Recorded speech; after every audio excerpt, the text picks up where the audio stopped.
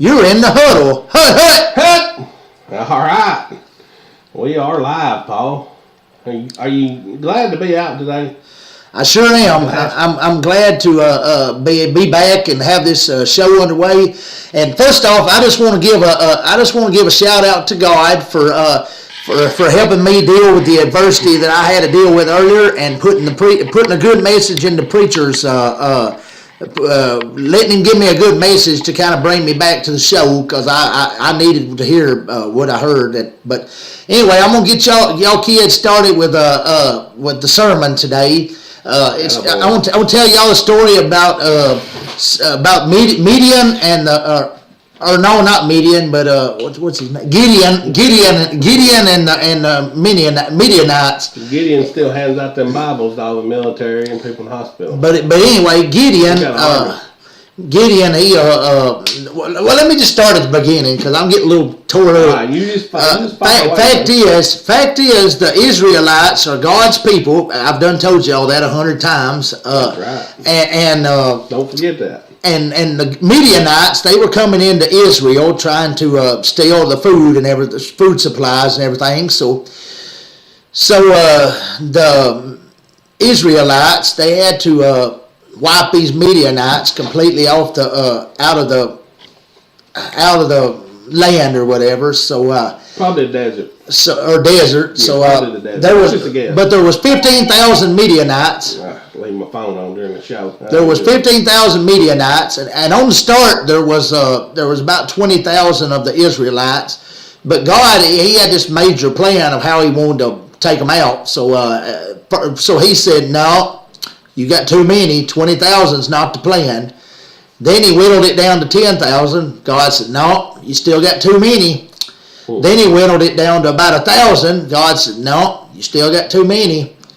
Then He whittled it down to 500, and God said, "No, still too many."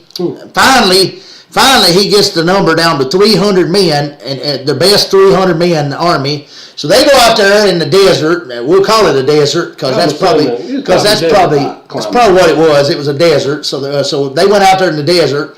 They had some like blow torches, and they had some like stones, and they had some trumpets, and they were throwing their stones, and they were kind of marching around and blowing their trumpets. And anyway, the point of the story is the Midianites, they were pretty much fighting against each other, and then they finally just fled, and then the Israelites won the battle, and the rest, they say, is history. So the point I'm trying to get at, kids, is this: you bring your 11 best men Friday night into battle, and you go out there on that field, and you hit those men every single play, and you make sure that quarterback knows, and he's in pain Saturday morning. You make sure he's hurting, and you make sure he remembers the Tigers. He'll remember the Tigers. I have a good feeling. The last few games we've been pouring it on, hitting people. Again, other than that, Joe Burns, son, we poured it on. Come out hitting. I like that. Yeah, I mean, we took the ball first. We had the ball first. We went down, scored, and then I think Joe Burns, when they had the ball first, they ran about 4 plays, and we got a pick 6, and we was up 14-0 right out of the gates. I mean, anytime you can come out like that, it helps you win a lot of football games. Yeah, they came out pretty strong as we did, offensively off the bat. We actually held them to, what was it, a 4th and 1? 4th and 1, and then we had all our men on the line of scrimmage, and a guy kind of made a bad angle, and he got behind us. But that kind of stuff happens from time to time. But I have to say though, our kids, they were met with a little adversity there, but they responded, and they kept digging, and we. Other than that one run and a long drive and another score, we held up, and they didn't score anymore. So I was proud of the effort. They actually, we went up 14-0, then they come back 14-13, missed the extra point, and right. Then I still thought we had the upper hand. That we gave up a couple plays. They earned the one, driving down. It took them several plays to score. So our defense was still fighting all the way. Still hammering on them. And, man, I was just impressed with the way our defense played after that. Even our offense. And even at that, we had we intercepted the ball 3 times. So the corners played the ball well. Even on the line, a guy batted the ball up in the air and caused an interception. Right. So and that may be a key of things we can do in the future.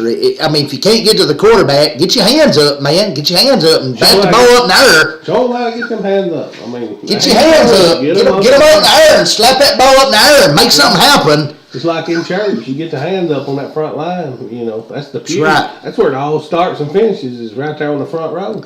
That's right. Hey, you got to set the example. You got to get your hands up and let your other teammates get their hands up, and you never know what might happen. You never know. You know, you talking about getting your hands up. We played. I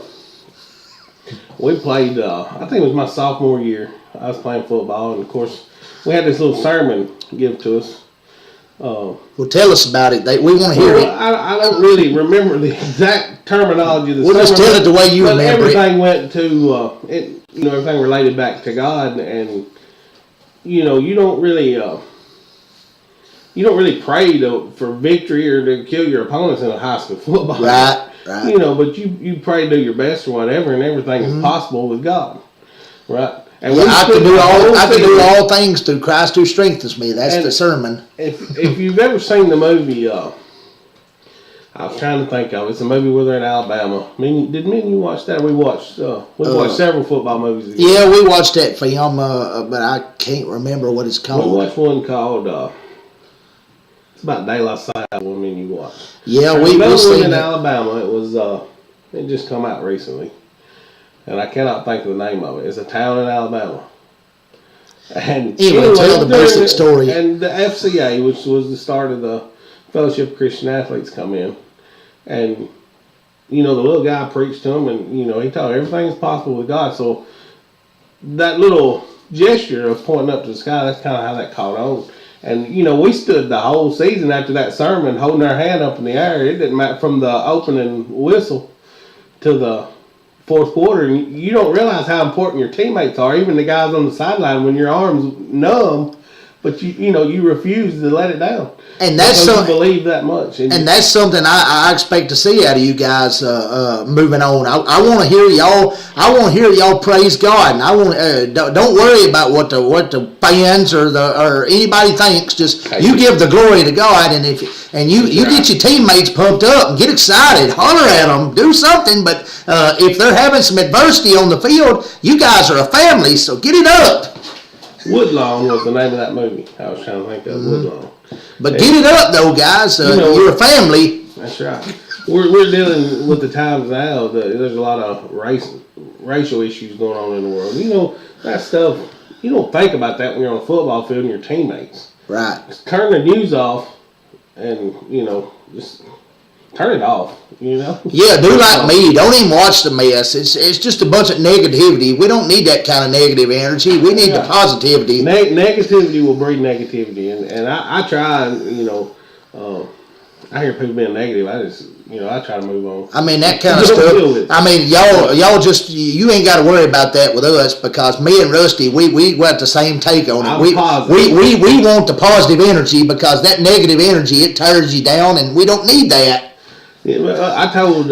And it could be bad in your community too, because one person be's negative. Next thing you know, you got a whole community full of negativity, and we just don't need that. We need positivity in this community. Amen. I learned a lot from a Pee Wee football coach. I'm gonna tell you a little story. One of my first Pee Wee games ever, we're playing. I think it was the McMinnville Pioneers, and at the time in youth football, they were tough. And we played them too. They had a running back about 200 pounds, and I was like 80 pounds, and I had to pile on. Yeah, well, you had a little weight limit, but anyway, I was never above that until I got married. But you and I were about the same size then. I graduated at about 160 pounds. Well, I did too. And we're both about the same size now. So as y'all can see, me and Rusty was about the same size in Pee Wee, and they're the same size when we graduated. We look a lot alike, but we're no kin. I hope not. But who knows in this day and time? Nah, we're not kin. We don't even act alike. Anyway, back to my Warren story. County Pioneers. I'm being positive. All right, I look up at the scoreboard. It's late in the game, and we're getting beat 40-0. And I'm 6 years old and I'm standing here. My pants are down around my ankles. The knee pads are at my ankles. That's how small I was. But I'm standing here, and I remember our coach. We had a couple of coaches, Billy Angel and Bruce Apple. I remember saying, just making a comment to one of my teammates, like, "Man, we're gonna lose." And I just remember my coach looking down and telling me, "Son, you have to be positive." So I sat there a minute. I thought about it. I finally looked up at him. I said, "I'm positive we're gonna lose." And he still says this day I taught him a valuable lesson about being that positive. I was positive and I was right, but we actually from our youth football league, we lost a few games over the years, but we had a pretty good run, and same kids playing together, and that's what you're seeing now up here. A lot of those kids have played football together for years, and you can really tell it on Friday night because you rely on these guys next to you. And a lot more than you really think. Them guys mean a whole lot. When did you start playing football? How old were you? Well, I played some Pee Wee football too, probably at the age of maybe 8, 10, something other like that. But that was my first year, and I think I might have played a year of that. And then from there, I didn't play again till 2000 really. I played 2 years, 2000, 2001, which was my sophomore and junior year. But football though, it's always been a big thing in my life because from the time I was 13, Dad had me watching like NFL games and college games, and I've always liked it, y'all. Just Hey, football is passion. And I tell you, one day I might have to slip in an offensive coordinator position and get me a few plays in. Yeah, I hear you down there sometimes calling the play. Hey, I actually heard the other night that Joe Burns called and hit Vaden over the middle, and let's go to the end zone. And hey, that's exactly what we did. But there's one thing I want to point out about that play. And I know everybody that was standing there with me saw this immediately. What scored that touchdown? Do you remember? It took a team effort. That's right. And what I'm saying is, if you were looking downfield, he caught the ball. I don't know, somewhere around the 20 maybe, and he turns around. Of course, he gets around the first tackle, and you look up, and there's a guy standing wide open waiting on him. They weren't behind him, and 17. Mitchell Kirby comes in and gets a key block, and he gets an end zone. And those guys fighting downfield and blocking downfield like that is imperative when you're playing against a good football team.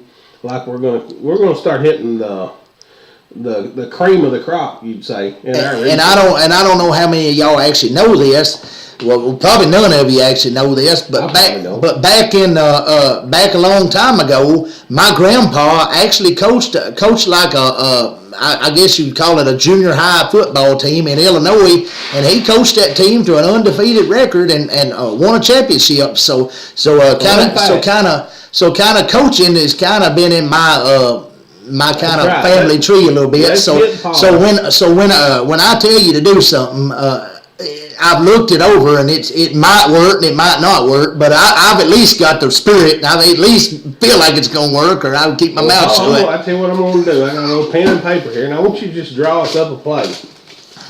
All right? We'll let you draw us up one. All right, I'll tell you what. All right, let's see. We're going to put about 6 men on the line of scrimmage. Well, actually, we're going to put about 3 men here, and we're going to have us a quarterback here, and we're going to have us let's see. We're going to put us a running back right here. We'll call this man right here a QB. Boy, you in the wishbone over there? And we'll call this man right here Braxton. Boy. And let's see, we got 3, 4, 5. We'll put us a tight end over here. We'll call this tight end. They line up beside the guard. And now we're gonna go out here and we're gonna put us 3 wide receivers. We'll call this right here. You got 7 on the we'll call this Dylan, and we'll call this Jay, and we'll call this Kirby. And then we'll go over here. We'll go over here and put us 2 more wide, and go 5 wide set, and we'll call this 3 linemen, 5 wide receivers. How many running backs? We got 1. Which one of them's eligible? Let's see here. Who's our other 2 wide receivers? Let's see. We got Dylan, Jay, Kirby. Plays in there, son. We need 2 more. We'll put Ronnie over here. You plays receiver, son. I mean, we got some good kids. We got Dylan over here, so I need one more wide out. Who else we Justin, you got him. Justin Baden. He catches the football. Justin. Hey, we got some good hands. So we got how many receivers? We got all the receivers. All right, we're going 5 wide. Who's our lineman here? I mean, we're going to have some good linemen if we've only got 3 of them, Bob. Yeah, but we can only have 4 linemen if we go 5 wide, right? Yeah, I mean, I guess, yeah. Anyway, we're going 5 wide. We'll call this the 5 wide, and we'll call this play streaks like they run on Madden. We'll just go streaking down the field, and everybody's going down the field as hard as they can go, and the quarterback, he's going to roll out. Where's Paul? Quarterback rolls out. As he's streaking down through the crowd with him, down the sideline. And then we'll put Paul out here. He's back here behind the fence. He's on the sideline. This is the fence. We'll call this the fence, and Paul, he's gonna go running down the sidelines with them. We're gonna call this 6 wide. And by this time, Jay, he's probably done broke off down the sideline. I promise. Jay's done broke off, and the quarterback gonna throw him the ball. We'll call it ball up here, and we got 6 points. Hey, I got a good plan. We'll call it the street route.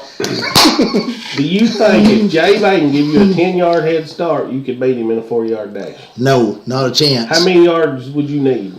To beat him in a 40-yarder? How many would you need? I'll get this set up, I promise. They ain't no chance of me beating him with my heart in the shape it's in these days. If you have a 15-yard start. There ain't no way I can beat the kid. I'm 300 pounds. A 20-yard start. Come on now, Rusty. I'm 300 pounds, and I think if he give me a 20-yard start, I could beat him. Now, come on, Rusty. I'm 300 pounds. I can't beat that kid. I got faith in you, buddy. If I set it up and get you a 20-yard head start, will you race him? My heart will give out at halfway through. They got a trainer. We'll get him on standby. You don't understand. But I'm not scared to lose. I'm not in the racing technique anymore. I think you could take him with 20 yards. What, I get to stand 20 yards in front of him? Yeah, you get to start on the 20, he starts on the goal line. It's just spotting him. What, I stand on the 20 and all I got to do is go in the end zone? Yeah. You start on the 20, he starts on the 40. Could you beat him? It's 20 yards, Paul. My mailbox is 20 yards away. I don't know. Maybe not. I think you could do it. I think you could beat him. I doubt it, but anyway, we're gonna run the street route. Now draw your play up. Draw your play up. I don't draw a play. The greatest play ever is on NCAA 14. All right, and it's called an angle. And the fullback comes out of you gotta have a fullback do this. He comes out of the backfield. Heads right toward the tight end's butt, right off his hip. And cuts right back to the middle of the field where the linebackers have been run off by a tight end drag. That's the greatest play on that game. It works every time. I tell you what, if we can get our line up here and we can put our QB right here. He's not even behind the center. He's in between the guard and the tackle. Anyway, I don't know if we can get our QB back here and we can bring it in here and run the ball or whatever and draw them in. Then we can just take our tight end right out here on this little drag route and just wide open. That'd probably be a good route. Hey, the point is of Paul's play here. We discussed this earlier, and we've discussed it the last few weeks. And we got a great running back, and we got some receivers, and they're getting an open field. So if we can drag everybody else off the field, then this old tight end may be able to scoot across the middle here and get open at the point. I think we left some big plays on the field against Joe Burns, and as much as we shined, we actually left some good plays. Jay Baden had a guy one-on-one over there, and if you remember, he took off before the ball got to him. It hit him in the hand. Just excited to get to that end zone. And, I still think in a one-on-one situation, he beats him every time, but you got to catch the football first. So it's just one mistake we made that maybe they fixed that in practice and stuff. The kid never drops the ball in practice, And Goolsby just put some air under the ball. Put some air under the ball. Don't underthrow it. And I saw another play where you actually where Goolsby you actually skipped the ball and you threw it a little bit low. Just get the ball up in the air and give your man a chance. Those things happen. Get it up in the air. Until you've been Float it out there. And it's so hard for people in the stands to say this. I say it's hard. It's actually easy for them to say what goes on, but if they were actually out there and you got 200-pound guys running at you, right, ready to rip your face off, it's a little bit of pressure, especially for a young kid. And I understand because I played some backyard football before, and I played some quarterback, and I've had guys like Leslie Woodard and Trey Tibble just barreling down on me, but man, you just got to float it up and give you man a chance. Exactly. Well, yeah, I agree. You got to get the ball there, and that's a long pass. People don't understand when you're passing out to the sides. Hey, the football field's 52 yards wide. Right. And if you're in the middle of it, or just say you're on the left hash, you've still got and your receivers out there. That's a 30-yard pass, 25 to 30 yards. Right. And that's really if you think about it, the hardest pass to complete. That one that's kind of straight out, way out there. You probably got a better chance of throwing it down the field and having it accurate than you do that wide out pass. Yeah, I think we jumped a route the other week and made an interception. And I think that's the theory behind that is you take less of a chance of getting that ball picked off if you just throw it down the field. Just throw it out in the flat like that. But if you got somebody like we did a couple weeks ago against, who was we playing? Hartsville. Jump the route. And Dakota Washer. Dakota Washer, there you go. Turned out to be a big play. And, I never have liked passing out into the flats like that, but we actually watched, who was it, Ezel Harden? Yeah. Had some success doing that against Middle Tennessee Christian coming up. We'll talk about that later, but hey, they actually hung in there with them, and I think just looking at that, I think we can compete with them. Right. Going back to the Joe Burns game, I saw something too. Well, I challenged the kids last week. I said I wanted to have a big kickoff return, and I wanted the special team to break one for a touchdown. I tell you what, we was one man away on a couple of returns from doing just that and taking one all the way. So I'm proud of you guys because y'all actually kicked that ball and you actually impressed me, man. You impressed me. You took it and I think a couple of drives. Y'all actually took it into their territory. One of them at the 30 and the other one maybe about the 45. So some good returns. The opening kickoff we had, he almost got loose on it. Stallings. So I'm very proud of the returns. That was Jay Vaden. No, that was I thought that was Dakota. I think that was Jay Vaden, but it might have been Dakota. I think it was Dakota. Whoever it was, though, he had a pretty good return. A lot of times on kickoffs, you hear the fans screaming, get upfield, get upfield. You have to turn that ball up and get going toward your end zone. And that's something that... But the main thing that you guys need to do, when you kick to it, don't run sideline to sideline, just because the straightest point, or the straightest point to the end zone is a straight line. So just get upfield and run straight hard as you can. Don't hold nothing back. And you don't have to go sideline to sideline. I was just about to touch on this. Our old wise coach Will, he was wiser than he's almost like the world's most interesting man, if you ask me. He's wise. And he used to ask us all the time and remind us after he told us and taught us why geese fly in a V. They fly in a V because the team, the one up front, is not always the same one up front. And that's why it's important for some of these seniors to have multiple leaders on the team that's going to step up and make a play. When he gets tired, another one will step up and take over, and you'll see them out of formation sometimes.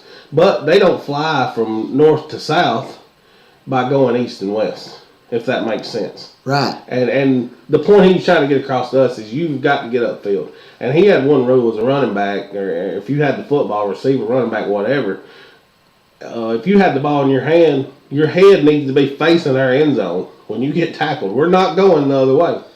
And that's just some things that... And always fall forward. Always fall forward, but don't let them break your momentum, because falling forward could get you 2 or 3 extra yards just at that. That's right. But always fall forward. Hey, we watched the game. This is another point. We was talking about the downfield block from Kirby. Uh-huh. A couple weeks ago, I don't really remember which game it was, but he put forth... somebody got out in front. I think it was Askew. We had a guy going down the sideline, maybe Baden or one of them. He was running, and of course there was 3 or 4 guys in front of him.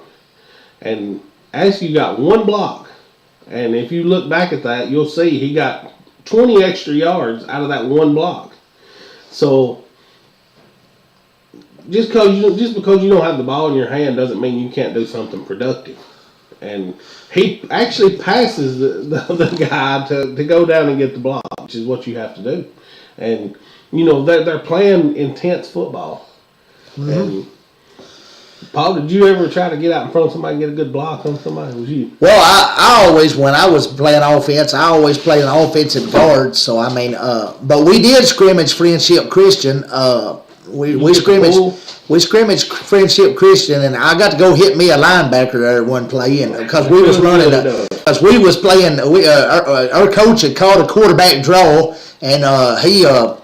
Of course, he had that's play where Dusty Ray come into the game, and Dusty Ray he was going to run the quarterback draw. So I pulled out front and get out in front of our quarterback, and I hit that linebacker and somersaulted him, and we pick up about 12 yards, which it don't sound like a lot, but hey, it's a first down. 12 yards, we'll take it on a quarterback draw. I'm going to ask you one question. I know it was a scrimmage, and not every jersey has a number on it in some of these practice jerseys. What number was the kid that you was going after? All I know is he's a linebacker. You don't remember? I don't even remember a number on him. I just flipped him because I'll tell you why I flipped him, because he was running his mouth, and he told me, he said, hey boy, hey Mr. Card. He said, hey, Mr. Card, I see your mama up there in the stadium. He said, I see your mama up there in the stadium. She wasn't even at the game, look. And she wasn't even at the stadium, but he dissed my mama and made me so mad, I turned him for a flip. Sometimes that's what it takes. But anyway, we got 12 yards and a first down. We get pumped up, But anyway, I thought we had a great game. What did we end up beating them? 34 to 13. Which 34 is actually, to 13. I think that was the score That's the score that they beat them by too. So we had the same score. And not only that, but they beat Salina 55-14, and we beat Salina 56-14. So I mean, on paper, these two teams look about even, but we know better. That's right. Hey, I think we got a big game coming up. We're going to put Joe Burns behind us. We played great offensively and defensively, and what else you ask out of them kids? We still make mistakes, and a lot of football teams do, but they're getting over the hump with the penalties. We still had some penalties, but we're getting over that hump. I mean, it ain't just a football team makes mistakes. I mean, we as adults that have been out of school for 15 years, we make mistakes too, because on this side of heaven, they ain't no perfect people. There you go. You're right. And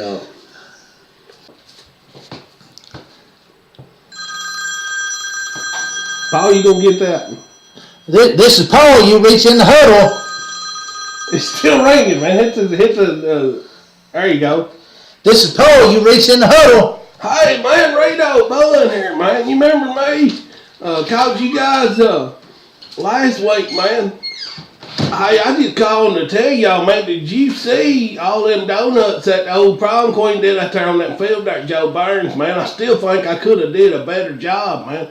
And she had the donuts from end zone to end zone, man. It was pretty good donuts too, man. They was pretty spiral. But hey, man, anyway, besides that, I'm just gonna tell you about Saturday morning, man. I woke up feeling terrible, man. Couldn't breathe. Just felt horrible, man.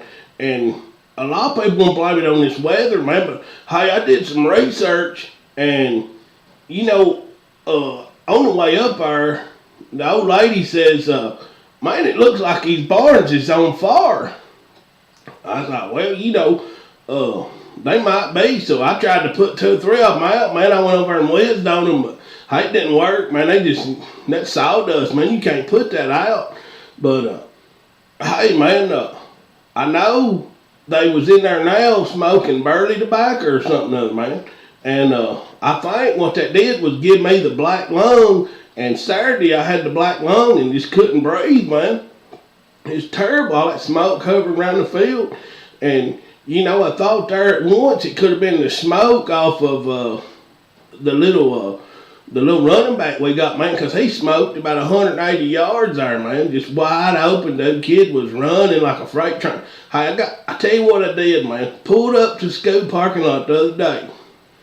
seen that kid out of uniform, got on these cool looking glasses, man. And I thought right then, nickname time. It's nickname time for this kid. This is the only thing I know that compares him. He had on some cool looking glasses, man. And I nicknamed him the Wild Thing. That guy off of Major League, man. And this kid's got potential to be Major League running back up here, man. I mean, he's done cranking out a lot of yards a game, man. Good looking kid running the ball, man. He runs it hard, but man, I nicknamed him the Wild Thing. I hope it sticks, man. If it don't, I just keep calling him that anyway, man. But, hey, man, we whooped Joe Burns, beat him like a bongo drum, man. I thought we did a pretty good job on defense again, man. Had a big Tiger 24, had him a big pick six there early on and just got the defense rolling. And we gave up a couple touchdowns, but hey, it took them a while on that one drive, but the other, we got all the guys up at the front. All they got to do is get behind you, man. And hey, they did it, and it worked. But hey, man, I'll tell you what, I'm going to get back over here. I'm frying up some bacon, making me a BLT. But hey, I'm going to let you boys get back to talking football. I'm sitting here and listening to you. And hey, just keep talking it, man. Keep talking. Doing a good job. We'll talk about, I might call you back. When you talk about this big game coming up. This is a big game, man. But hey, you boys holler. All right, Paul, we're back. Reno just called discussing some nicknames and some donuts. He was going to cut donuts last week, he said, but somebody beat him to it. The Wild Thing, man. Who would have thought we'd have talked about Joe Burns without Reno calling? He heard we was moving on and thought he'd have to chime in. So, did you see the donuts? I did. The tire tracks, that was pretty humorous. I hate somebody did that to their field, but Yeah. He nailed it. He knew they'd done it before we did. Anyway, talking about Wild Thing. What do you think about that nickname? I hadn't seen this personally with the glasses, but Well, the fact is, he runs like a wild thing. He's like a wild thing out there. Sure. I mean, he'll be going left, and then he'll cut back to the right, and then he'll cut back to the middle, and next thing you know, he's done run over 2 or 3 men, and he's coming through there like a wild man. Next thing you know, he's broke off a 50-yard run. He's dragging 3 or 4. Hey, the kid had 180 yards? 180 yards on 27 carries. I'd like to add them up for the season, how many he's got, because he's got quite a few. Well, I think if I done the math right, I think if I done the math right by the tallies that you come up with the other day, he ought to be somewhere in the vicinity of 730 yards. Which, if that's the case, then in 2 more games he ought to have his 1,000. So he's well on pace. Hey, it's always good to have a 1,000-yard rusher, and we're going to get the 1,000-yard rusher, folks. You can take that to the bank. Paul says take it to the bank. Well, the guy is averaging about 150 yards a game, if not more. So take it to the bank. He is going to get the 1,000 yards, and this week against that team, I don't care if they are 6-0. You take this to the bank. Braxton is going to get at least 142 yards rushing. 142. Hey, I like the way you think. I hope he gets more than that. He may get more. He may get more than that, but I'll just go ahead and give him 142 yards for early on stats. Yeah. Against Middle Tennessee Christian, we're looking at hitting them right between the tackles. That's our bread and butter, and that's. Well, I tell you what, I don't know if our center is coming back this week or not, but last week we had Kobe Watts snapping the football for us, and I really like that that formation, because I think if we put our 3 big guys right there in the middle. We put our 3 big guys right there in the middle. I think we can clog up the middle and just run 4, 5, 6, 10 yards anytime we want to in that middle. So that could be the idea. Just put our 3 big guys in the middle and just run right up the middle. Yeah, that's what Reno was talking about, putting 4 tackles in the game. They listened to us because they put the 4 big guys in the middle and we went right up the gut. I hate to see Kobe move from that tight end position, even though the kid. I think he's got a high ankle sprain. I talked to his mother. So I think he's got a high ankle sprain. But he snapped the ball well and did a good job for us. Those little injuries are hard to get over. And you take somebody like Kobe that can just step in and start snapping the ball. Yeah, I had to change jerseys, and move positions. And, he didn't practice all week for that. But that kid knows what to do in a situation. He knew who to block or what to do. And that's what you got to learn when you're on the team. Hey, you might not be playing the same position all year. Stuff might happen that you might be a center one week, and then you might have come in and play a guard, or you might have to play a tight end. But hey, when that's why when the coaches give you the game plan and the paperwork and all your plays and everything, learn all you can, man. I mean, you can't just learn your position and say, well, I know my position. Cause what if all the quarterbacks get hurt, and then all of a sudden the coach says, hey, I need a quarterback. Well, if you know all the plays, then just step in and play quarterback, man. There you go. Could you have stepped in and played quarterback? Did you know all the plays when you were? Not really, but now they could have walked me through it and just said, Paul, I want you to take the ball. I want you to take the ball and just run like heck. And I took it and run like heck. Yeah. They actually thought about that one game, and I was scared to death. The coaches actually said in the locker room, they said, our quarterback, he ain't up to par too good. I'm thinking about bringing you in the game, Paul, letting you play quarterback. And I was like, do you want me to play it in my 66? And he said, nah, we'll change jerseys on you and just let you run. Yeah. But anyway, know your plays and whatever you need, whatever you ask to do, step in and do it. But you hope that kid comes back. I think he had his helmet on day out there snapping some balls for a little while. When I went to practice earlier to pick up my son, he was out there getting back in. I don't know that he'll be back Friday night, but still, like you said, we got a Kobe Watts that can step in and he could probably play any position on that line, right? If you really need him to, and that's always an asset to have. It's somebody that can be that versatile, move from a tight end to a center. You don't hear that a whole lot other than in sling a leg football, right? And but we've got some depth, and we got some guys that can step up and do it for us. And I think you're finally seeing that, and people are finally seeing how good of a team we can actually be, because we're not as good as we're going to be. I promise. These kids are getting better every week. Good thing.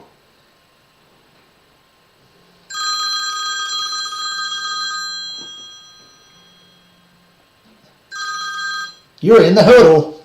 Hey man, Rado Bun here. Shoot man, I'm just sitting here. I'm full as a tick, man. Just got back from ShopRite, and I just like to say, man, you can't shop wrong at ShopRite. Go on to ShopRite. Go in there, get you a barbecue sandwich, a bag of Doritos, the flaming nacho kind, good stuff, man, and a cold drink, man. Any kind of cold drink you want. They even got Sun Drop, man. You can't get Sun Drop nowhere else in town, man. Good barbecue straight off the farm, man. Kill the hogs out back. Bring them right in the store. Cook them up. Good stuff. I tell you what you do. You tell him you heard this from Reno Bun. You want the Reno Bun special, man. But the key is to get the Reno Bun special. You have got to be wearing a UT t-shirt, and he'll give you a discount on all of your groceries up there, man. Just stop by and see John at Gonzalez ShopRite, man. You can't shop wrong at ShopRite. Hey, I'm gonna let you boys go. I want to throw some stats at you, Paul. All right. Middle Tennessee Christian. All right. They beat Easdale Hardin 30-15. Right. All right. Red Bowling Springs 47-6. Right. Hanging 47 points. Joe Burns, of course, 34-13, just as we did. Monterey 46-6. Clay County 55-14. You said we beat them 56-14. Pickett County 69-22. Hanging 70 points. And I would say most of the last part of that ball game was second stringers playing football. Some of your younger guys. Now, I get my intel from we're gonna call it Uncle BS's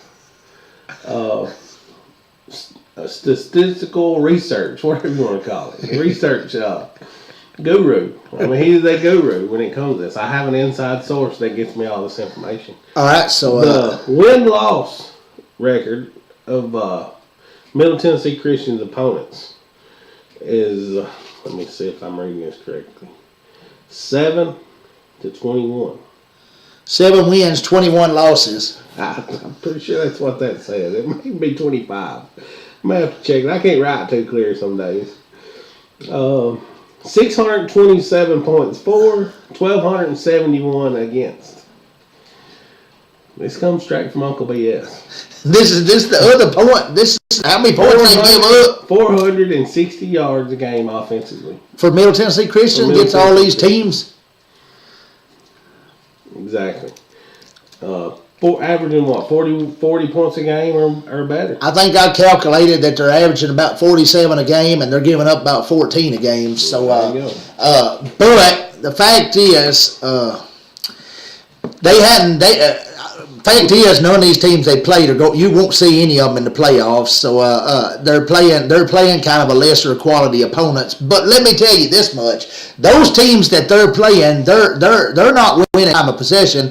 But I can guarantee you, when we get that ball, we're gonna run it and we're gonna win time of possession. And when we win time of possession, we're gonna limit them to having the ball to a lot less than they used to having it. And we're going to win that ball game. I truly believe that. I truly believe that, and I'm going to tell y'all Tiger fans that now. We're going to win that ball game. So you better bring all the noise and bring that 12th man, and bring your popcorn like Reno says, or bring the 13th man. The 12th one is hiding under. And bring your popcorn. Bring your popcorn because I'm saying right now we're going to win this ball game. Well, I think we can. I agree with you. From what I've seen, and even you read in the paper, you see that. That's big stats. Of course, like I said, this is single A football. You're not down on any opponent. They go out there and they work all summer just like every other team. Sometimes some communities have more athletes than others, and it's been that way for years and years, and it's going to continue to be that way. But when you look at that stat of 460 yards a game offensively, the way we beat that is exactly like you just said, time of possession. If they don't have the ball, and it's no new theory, if they don't have the ball, they can't score. So we need to punch out 3 to 4 yards at a time, get first downs, and move it down the field. Everybody wants to see the big play, but I like old school football. 3 yards in a cloud of dust is fine. And if you can do that, you can wear out any defense, and they're going to dread coming on the field because they're going to say you guys are just wearing us out. And our last 3 opponents, statistics have showed, and I've been watching it myself, we've had them kids gassed. Them guys have had their hands on their hips, and they're gassed. Yeah. So, and you can do that to anybody if you just, like my co-host over here said, you just grind it out 4 yards of play. They're going to get tired and go on these 17-yard play drives. I think we hit them right between the tackles, and I don't think we'll have any problem moving the football. Now on the flip side of that, you take 460 yards a game. Our defense they've got to step up. The best possible scenario is get your opponent to go 3 and out. And hey, when they go 3 and out, their defense is right back on the field, and you're grinding downfield. Before long, their defense is, like you said, they're tired. And that's how you win football games against a good football team. And we just want to add that a little bit about what they do. What they're going to do, what you're going to see out of them is their quarterback, number 8. I heard the stats on him. He's about 236 pounds, something like that. But what he does is he's going to roll out of the pocket a lot and try to run the ball. And if it ain't there, he's going to throw the ball on little dump 6-8 yard passes. So we got our defensive ends are going to have to step up and make some tackles because he's going to try to run the ball, and he has ran the ball on all his competition this year. So we got to make tackles on this kid, and we got to game tackle because he's a big kid. Game tackle him. You have to game tackle. When you look at something like that, the kid likes to roll out a lot. Your defensive end, you are right. They have to play football, and so far this season, we've done a great job. Our defensive ends have played excellent at stringing plays out against them teams that run, not like the geese should fly north and south. They run east and west. and try to get outside of him. And that's what this kid's going to try to do. He's going to try to get out and get a little space, even 5, 6, 7 yards, and he's going to try to get that. And he's capable of doing it. They got some other good athletes. They got a little freshman running back, and the kid can fly. I witnessed it, him chasing somebody down earlier. He was playing defense, and he can fly. The other little running back they have, he's small, but he runs with a lot of authority. I mean, he's going to try to stick it in the hole. So, when you look at it, we match up pretty well against them. I think we actually have the upper hand a little bit. You don't like to get ahead of yourself because anything can happen. If these young men go out Friday night and play ball in the blue jersey, and they're pumped up about it and excited and hit people and you brought this up a couple weeks ago. You talking about Coach Dillard. What did you say? What was his old theory about hitting somebody in the mouth? Everybody's got a plan. Everybody's got a plan till they get hit in the mouth. Get hit in the mouth. A strategy. Everybody's got a plan. They get hit in the mouth. And if we come out and play smash mouth football, I don't think they can play with us because from what I've seen, I haven't watched everything on them. Well, I say I hadn't, but between me and my son, we have. We sat down and watched this huddle a lot together, and I try to help him, with little things, and he gives me a chance to look at other teams. And hey, I don't see the aggressiveness like we have. They do have a couple kids that are aggressive. But across the board, I think we have the upper hand in that category. Also, they have a number 27 for them. He's a good ball player. He's athletic and he will hit you. Like I said, 21 is just a freshman running in the backfield. He can fly. Good athlete. 24, I believe, is a junior. And those are the three that's got all these offensive yards, 460 yards a game offense. And I think we can stop that. Now, as a closing message, Paul, it's homecoming. Everybody's pumped up about homecoming. They've been dressing. My kids dress up, or my daughter dress up. I just wanted to say that we hadn't won a homecoming football game since 2012. Now we need to get back to what old Gornsville football teams are all about and get back to winning homecoming games. And now you don't need to worry about their 6-0 record because all that's important is this new season, y'all. This is the season right here. This game right here is the season because if you want your home playoff game, then you've got to win Friday night. And don't worry about their 6-0. You just see this as a brand new season. This is a playoff game because basically it is. Both teams are winless. This is a playoff game. So go out there, hit them, get pressure on that quarterback, knock him down, hit him every play. It don't even make a dang if he got the ball. Hit him every play. That's right. Hit him every play. Listen to this, kid. That's what you do. Hit him every play. We'll throw one more stat out there from Uncle BS. The last team that walked into Turning Ford Field undefeated left defeated. Correct. That's right. And we won't see it again. And that, if play your heart out and leave it all out on the field, win or lose, we're still behind you. And don't let the distractions of homecoming get out on the field. That's another thing I want to point out because when we played.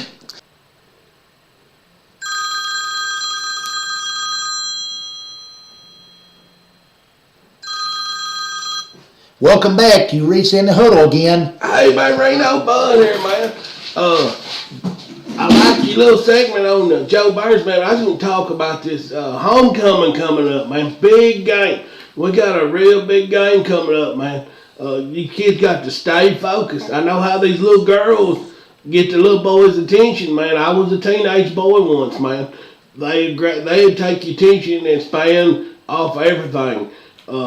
I got a good strategy, though, to winning at homecoming. It's a key strategy. The first thing you're going to want to do is tell your little woman to put on a little bit of extra Channel Number 5 perfume.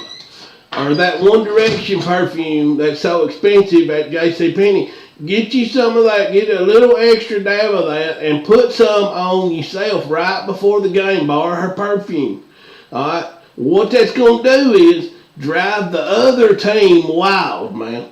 and then it'll even the playing field because you both be drove wild, and then you can go out there and beat them. Look how many yards a game they got, man. When they smell that, I tell you what, put all you big guys up front. We got some country gals out here in homecoming. They might wear some Brute or Stetson or something like that, man. Borrow some of that from your lady, or maybe get out the old stash your granny got for you for Christmas. Hey, if y'all don't have none, I got a drawer full of Stetson and Brute in here, man. That stuff works good in a pinch. But I tell you what, man, you put you an extra spurt of that stuff on, spurt it inside your helmet, on your cleats, maybe on your butt pad. Put some on your butt pad, or in your girdle, or whatever you wear nowadays, and some on your jersey, front and back. Don't forget that key, front and back. Let's go over a scenario here. You're under a pile fighting for the ball to come loose, and you're all under that pile. Whoever has on the most Brute is going to come out with that football because everybody else is going to want to get a mile away from you. Trust me on this, boys. Wear you Brute or you Stetson, either one, man. Both work great.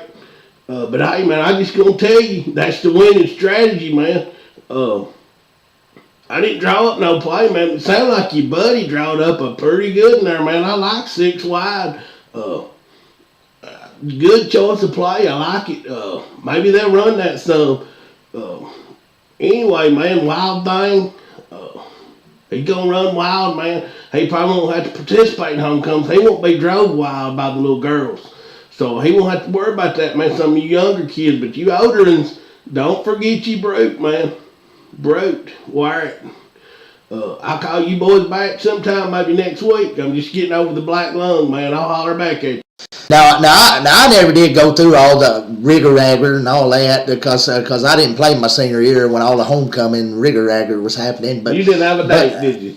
No, I didn't. Didn't want to. That's why you quit. That's correct. But the fact of the matter is, when it's football day, you just give your girl a rose and get out there and play football. And the heck with all that zigger-zagger. There you go. The heck with the kisses and the hugs and the all this. Listen, when it's time to play football, it's time to play football. So right. it starts earlier in the day. When you are riding in that car with your woman through town and during the parade, you need to enjoy it, but you need to be thinking about the Cougars and going out there and winning a football game. So just keep your focus on the Cougars and don't let it get on everything else and all the distractions and that's all I got to say. I agree 100%. Just listen to some Marino's strategies on winning on homecoming. He had some good ones. So anyway, for Paul Martin and Rusty Burton and in the huddle, we're out.